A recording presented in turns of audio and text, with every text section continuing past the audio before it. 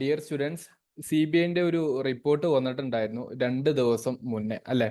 Net എക്സാമിനേഷനുമായി ബന്ധപ്പെട്ടിട്ട് CBI റിപ്പോർട്ടിൽ പറയുന്ന കാര്യം ആ എവിഡൻസുകൾ കിട്ടിയിട്ടുള്ള എവിഡൻസുകളെല്ലാം ഡോക്ടേർഡ് ആണെന്നുള്ളതാണ്. എന്ന് പറഞ്ഞു കഴിഞ്ഞാൽ ഫാൾസിഫൈ എന്ന് പറയുന്ന ഒരു കാര്യമാണ് പറയുന്നത്.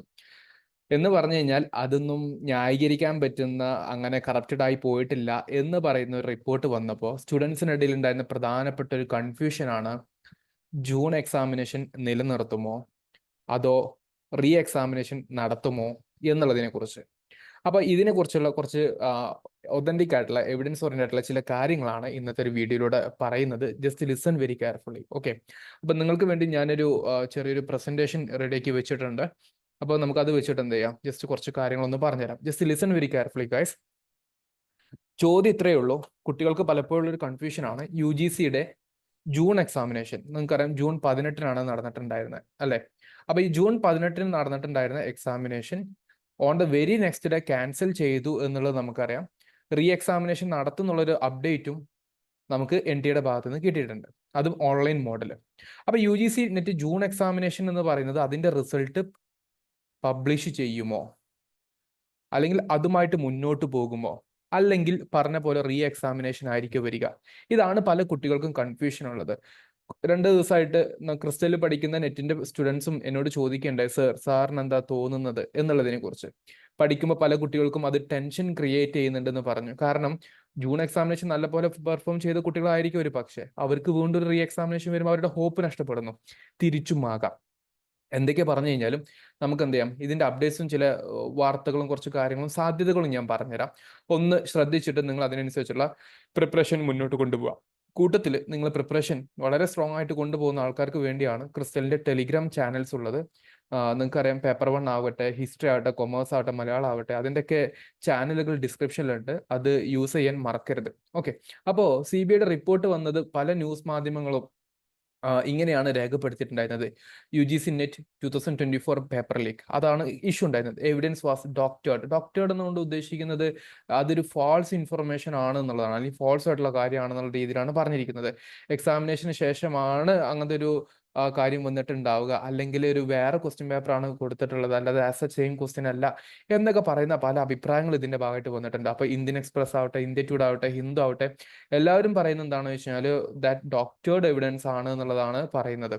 അപ്പൊ എന്ന് പറഞ്ഞു കഴിഞ്ഞാൽ ജൂൺ എക്സാമിനേഷന് ക്യാൻസൽ ആക്കേണ്ട ആവശ്യമുണ്ടായിരുന്നില്ല എന്നുള്ള റിപ്പോർട്ട് CBI കൊണ്ടുവന്നു. യഥാർത്ഥത്തിൽ നിങ്ങളൊന്ന് ആലോചിച്ച് നോക്കിക്കേ, ഒരു സ്റ്റുഡന്റ് ഏകദേശം 6 മാസം സമയം എടുത്തിട്ടാണ്, ഏറ്റവും ചുരുങ്ങിയത് 6 മാസത്തെ ഒരു പ്രിപ്പറേഷൻ നടത്തിയിട്ടാണ് നെറ്റ് എക്സാമിനേഷന് പ്രിപ്പയർ ചെയ്യുന്നത്. അത് നിങ്ങൾക്കറിയാം, 2 എക്സാമിനേഷൻ ഉള്ളത് കൊണ്ട് തന്നെ 6 മാസത്തെ സൈക്കിൾ ആയിട്ടാണ് വരുന്നത് എന്നുള്ളത് അല്ലെ.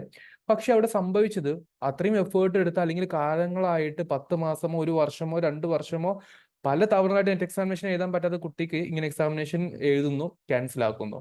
CBI പറയുന്നു ക്യാൻസൽ ആക്കേണ്ടി ഉണ്ടായിരുന്നില്ല എന്നുള്ളത്. ഇതാണ് ഏറ്റവും വലിയ മെന്റലി ടോർച്ചറിങ് ആയിട്ടുള്ള ഒരു ഇഷ്യൂ എന്ന് പറയുന്നത്. തീർച്ചയായിട്ടും നമ്മുടെ രാജ്യത്തിന്റെ കുറച്ച് മാറ്റങ്ങൾ വരേണ്ടിയിരിക്കുന്നു എന്ന് പറഞ്ഞിട്ട് ഞാൻ എന്ത് കാര്യങ്ങളാണ് NTAയുടെ ഭാഗത്തു നിന്നുള്ളതിനെ കുറിച്ച് പറയാം. സോഫാർ 2 ദിവസമായിട്ട് NTAയുടെ അടുത്തുനിന്നോ മിനിസ്ട്രി ഓഫ് എഡ്യൂക്കേഷന്റെ അടുത്തുനിന്നോ പ്രത്യേകിച്ച് അപ്ഡേറ്റും കാര്യങ്ങളൊന്നും വന്നിട്ടില്ല. ഓക്കെ, അതാണ് ഇതിൽ ഏറ്റവും വലിയ ഒരു നിർണായകമാക്കപ്പെട്ടുള്ള ഒരു പോയിന്റും നിങ്ങൾ ശ്രദ്ധിക്കേണ്ട കാര്യം. So far no update. ഒരു പക്ഷേ ഇന്ന് വന്നേക്കാം, അല്ലെങ്കിൽ നാളെ വന്നേക്കാം. അതുമായി ബന്ധപ്പെട്ട് കുട്ടികൾക്ക് കൺഫ്യൂഷൻ ഉള്ളത് കൊണ്ട് അവർ പ്രസ് റിലീസിൽ കാര്യങ്ങൾ ഇറക്കിയേക്കാം, പറഞ്ഞേക്കാം. പക്ഷേ ഇതുവരെ ഈ വീഡിയോ നമ്മളിപ്പോൾ ചെയ്യുന്നത് ഇന്ന് 13th ജൂലൈ 6:30 സമയത്താണ്. ഓക്കെ, ഈ സമയം വരെ ഇതിന്റെ അപ്ഡേറ്റും കാര്യങ്ങളും വന്നിട്ടില്ല. അപ്പൊ 2 ദിവസമായിട്ടും NTA ഇതിനെ കുറിച്ച് അപ്ഡേറ്റ് കൊടുക്കാത്തതുകൊണ്ട് നിങ്ങൾ എന്ത് ചെയ്യണം?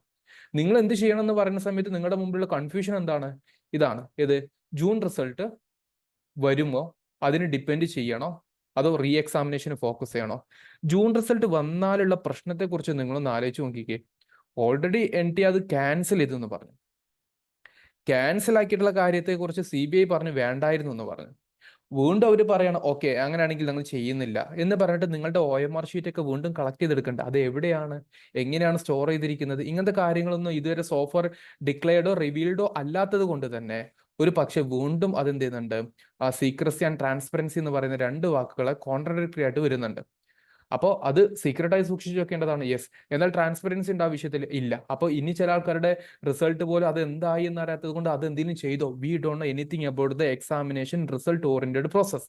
റിസൾട്ട് റിലീസ് ചെയ്യുന്ന പ്രോസസ്സിനെ കുറിച്ച് നമുക്ക് ഒന്നും അറിയാത്തത് കൊണ്ട് തന്നെ ജൂൺ റിസൾട്ടിനെ റിലീസ് ചെയ്യാനും അതിന്റെ അടിസ്ഥാനത്തിൽ പ്രൊസീഡ് ചെയ്യാനോ ആണ് എങ്കിൽ NTA-ക്കെതിരെ വീണ്ടും വലിയ പ്രശ്നങ്ങൾ വരും. NTA-ക്കെതിരെ വീണ്ടും പ്രശ്നങ്ങൾ എന്ന് പറഞ്ഞാൽ that is directly going to effect the ministry of education ആണ് നേരിട്ട് എഫക്ട് ചെയ്യാൻ വേണ്ടി പോകുന്നത്. അതുകൊണ്ട് തന്നെ സോ ഫാർ NTA അതിനെക്കുറിച്ച് വ്യക്തമാക്കപ്പെട്ടുള്ള കാര്യമോ മിനിസ്ട്രി ഓഫ് എഡ്യൂക്കേഷൻ വ്യക്തമായിട്ടുള്ള കാര്യങ്ങളോ വരാത്തത് കൊണ്ട് തന്നെ അവർ ഈ ജൂൺ റിസൾട്ട് പബ്ലിഷ് ചെയ്യാനോ അതിൽ സ്റ്റിക്ക് ഓൺ ചെയ്യാനുള്ള സാധ്യത വളരെ കുറവാണ്. Also since they announced for this re examination, August 21 മുതൽക്കുള്ള റീ എക്സാമിനേഷൻ അനൗൺസ് ചെയ്തു. അതായത് നിങ്ങളുടെ മുമ്പ് എത്ര ദിവസം ഉണ്ട്? 40 ദിവസം ഇപ്പോഴും ഉണ്ട് മക്കളെ പഠിക്കാനേ. നിങ്ങൾ ചെയ്യേണ്ടത് എന്താ? 40 ദിവസം കൊണ്ട് നിങ്ങളെക്കൊണ്ട് പറ്റാവുന്നത് പഠിക്കേ. അതെങ്ങനെ പഠിക്കണം എന്നുള്ള ഡീറ്റെയിൽഡ് വീഡിയോ നമ്മൾ ചെയ്തിട്ടുണ്ട്. എന്താണ് നിങ്ങൾ ചെയ്യേണ്ടത്, നിർബന്ധമായിട്ടും ചെയ്യേണ്ട കാര്യങ്ങൾ, അതിൽ പേപ്പർ 1 എന്തുമാത്രം ഇമ്പോർട്ടൻസ് കൊടുക്കണം എന്നുള്ളത്. അതിന് സ്റ്റിക്ക് ഓൺ ചെയ്യും നിങ്ങൾ. അല്ലാണ്ട് നിങ്ങൾ ബാക്കിയുള്ള വിഷയത്തെക്കുറിച്ച് പുതിയ ടോപ്പിക്കുകളുടെ പിന്നാലെ പോകണ്ട. പഠിച്ചത് മാക്സിമം റിവൈസ് ചെയ്യും. റിവൈസ് ചെയ്യുന്ന കാര്യങ്ങൾ പ്രാക്ടീസ് ചെയ്യാൻ വേണ്ടി ശ്രമിക്കുക.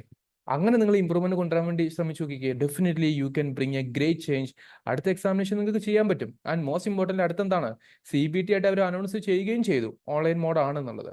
അപ്പോൾ വീണ്ടും നിങ്ങൾക്ക് ഒരു ക്വസ്റ്റ്യൻ ഉണ്ടാവും. സാധാരണ ഒരുപാട് കുട്ടികൾക്കുള്ള ക്വസ്റ്റ്യൻ, സർ ജൂൺ എക്സാമിനേഷന്റെ റിസൾട്ട് മതിയായിരുന്നു. എങ്ങനെയുള്ള ആൾക്കാരൊന്ന് കമന്റ് ചെയ്യും, നമുക്കറിയാലോ നിങ്ങളുടെ ഒരു തോട്ട് എന്താണെന്നുള്ളത്. അതുപോലെ അല്ല റീ എക്സാമിനേഷൻ ആണ് നല്ലത് എന്ന് തോന്നുന്ന ആൾക്കാർ അത് കമന്റ് ചെയ്യും.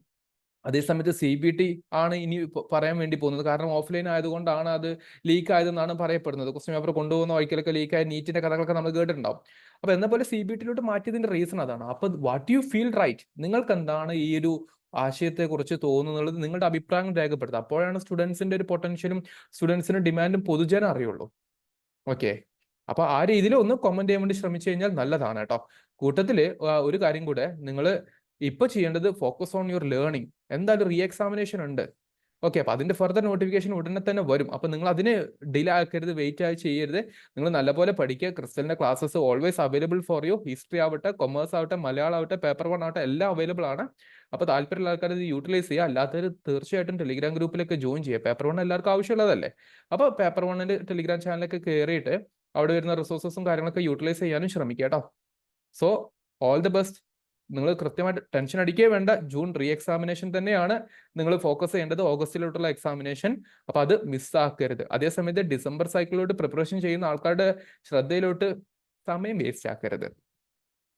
എഴുതുന്നുണ്ടോ നേരത്തെ പഠിച്ചു തുടങ്ങുക. അത് കോച്ചിങ് എടുത്തിട്ടാണെങ്കിൽ അങ്ങനെ സെൽഫാണ് എങ്ങനെ, പക്ഷെ എക്സാം ഓറിയന്റഡ് ആയിട്ടുള്ള കാര്യങ്ങൾ മനസ്സിലാക്കിയിട്ട് വേണം പഠിക്കാൻ. ഇത്രയും കാര്യങ്ങളാണ് പറയാനുള്ളത്. So all the best Guy. Don't get tension അടിക്കേണ്ട ആവശ്യമില്ല. നിങ്ങൾ ഫോക്കസ് ഓൺ യുവർ ലേണിംഗ് കേട്ടോ. അപ്പൊ എന്തെങ്കിലും ഉണ്ടെന്നുണ്ടെങ്കിൽ feel free to contact us. Thank U.